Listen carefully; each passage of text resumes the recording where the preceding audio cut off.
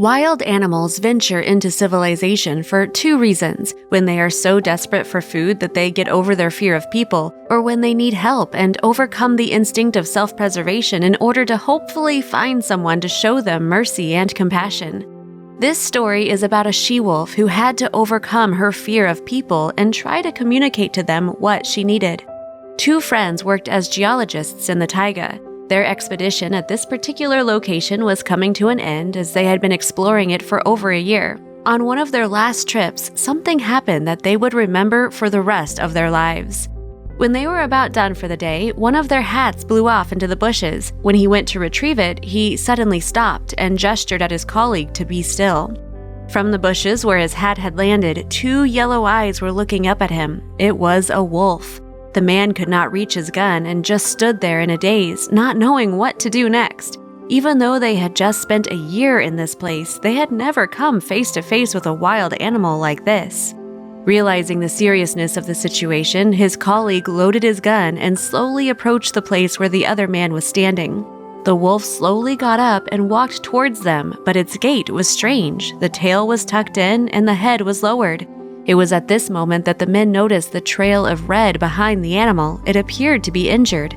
However, that wasn't actually the case. It turned out to be a she-wolf who was in labor, but she needed help to give birth, so she ventured out to the men despite her fear and the risk. One man called the local paramedic on the radio, and the other took off his jacket and put it in front of the she-wolf. As if realizing what they wanted from her, she slowly laid down on the jacket.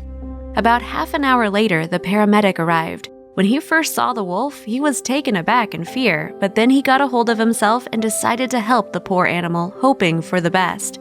Surprisingly, the she-wolf never growled at the men who were trying to help her. She just laid there, occasionally moaning in pain. After the first pup was delivered, things went faster. The second and the third came out pretty quickly. The paramedic could not determine right away whether all the wolf pups were born or if there would be more. He gently rubbed the belly of the animal and she laid there patiently.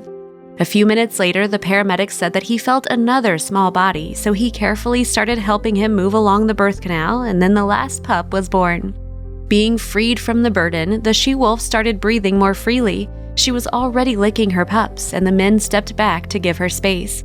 It was at this moment that the paramedic looked over to the right, and all the color drained from his face. Not far from them, there was a huge wolf looking at them. Apparently, it was the father of these newly born pups.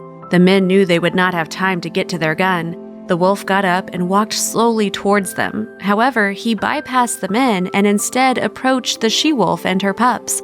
One by one, he started carrying each pup into the forest. After he had collected each one, the she-wolf slowly got up and followed her companion. The men stood for a long time looking in the direction of where the she-wolf they had just saved had gone.